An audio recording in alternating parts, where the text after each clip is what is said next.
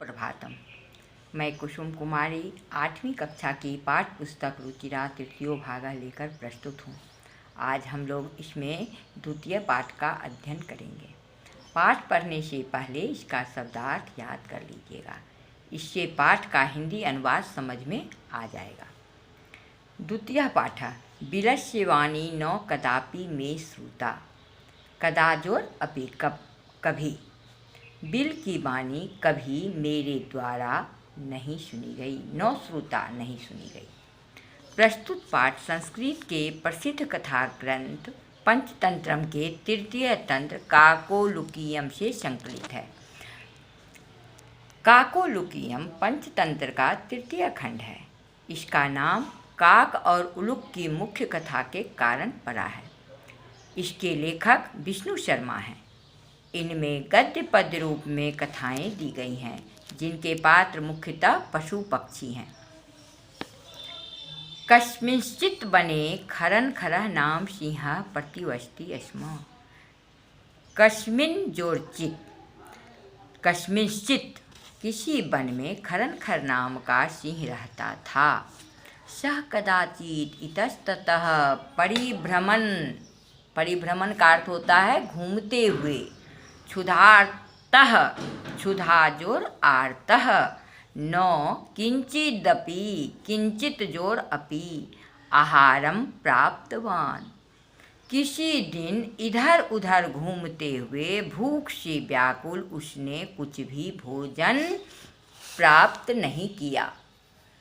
ततः सूर्यास्त समय एकां महतीं गुहां दृष्ट्वा सः अचिंत्यत। उसके बाद सूर्यास्त के समय एक बड़ी गुफा को देखकर उसने सोचा, दृश्योर्कत्वा दृष्ट्वा देखकर।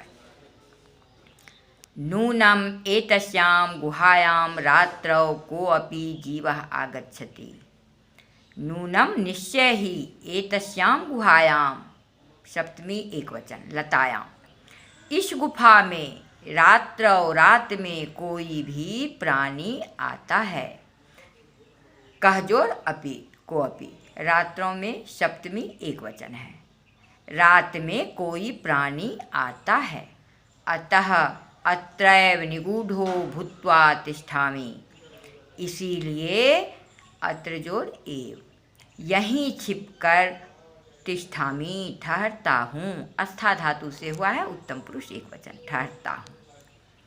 एतस्मिन् अंतरे गुहायाः स्वामी दधिपुच्छः नाम श्रृगालः समागच्छत्। इसी बीच गुफा का स्वामी दधिपुच्छ नाम का गीदड़ आ गया। सः च यावत् पश्यति तावत् सिंहपद पद्धतिः गुहायां प्रविष्टा दृश्यते, न च बहिरागता, बहिर्जोर आगता। और वह जहाँ तक देखता है वहाँ तक शेर के पैरों के निशान गुफा में प्रविष्टा, घुसे, गुफा में गए, दृश्यते दिखे। नो च बहि आगता, और बाहर, और चौ का अर्थ होता है और, बही मतलब बाहर, नो नहीं आगता, और बाहर आए नहीं दिखे। श्रृगालः अचिंत्यत, श्यार ने सोचा, अहो विनष्टो अस्मि, विनष्टः जोर अस्मि, अरे मैं तो नष्ट हो गया, मैं तो मर गया। नूनम अस्मिन् बिले सिंहः अस्ति जोर इति, निश्चय ही इस बिल में सिंह है। इति तर्कयामि, ऐसा सोचता हूँ। तत् किम करवाणी, तो क्या करूँ। एवं विचिन्त्य, ल्यप प्रत्यय का इसमें प्रयोग है, विचिन्त्य सोचकर, चिंत धातु ल्यप प्रत्यय। ऐसा सोचकर दूरस्थः रवम कर्तुम आरब्धः, दूर में खड़े होकर, ऐसा सोचकर दूर में स्थित होकर, यानी दूर में खड़े होकर, रवम कर्तुम आरब्धः, आवाज़ करना आरंभ किया। ऐसा सोचकर दूर में खड़े होकर आवाज़ करना आरंभ किया। कर्तुम जोर आरब्धा, कर्तुम क्री जोर तुमुन। कत्वा, तुमुन और ल्यप प्रत्यय से बने शब्द अव्यय होते हैं। भोबील भोबील, अरे बील अरे बील, किम नो स्मरसी, क्या याद नहीं है। यन मया, यत जोर मया, यन मया त्वया सह सम्यः कृतो अस्ति यत् यदा हम बाह्यतः प्रत्यागमिष्यामि तदा त्वं माम आकारयिष्यसि। यत का अर्थ होता है जो, एक होता है की भी। यत जो मैंने तुम्हारे साथ, सह के योग में तृतीया भक्ति होती है, तुम्हारे साथ समझौता किया था, शर्त किया था। यत की, यहाँ पर यत का अर्थ होता है, यत का अर्थ हुआ कि यदा अहम, जब मैं, बाह्यतः बाहर से, प्रत्यागमिष्यामि वापस आऊँगा, तदा त्वं माम आकारयिष्यसि, तब तुम मुझे बुलाओगी। यदि त्वं माम न आह्वयसि तर्हि अहम द्वितीयं विलम्बयास्यामि इति। यदि तुम मुझे नहीं बुलाती हो तर्हि तो मैं दूसरे बिल में चला जाऊंगा।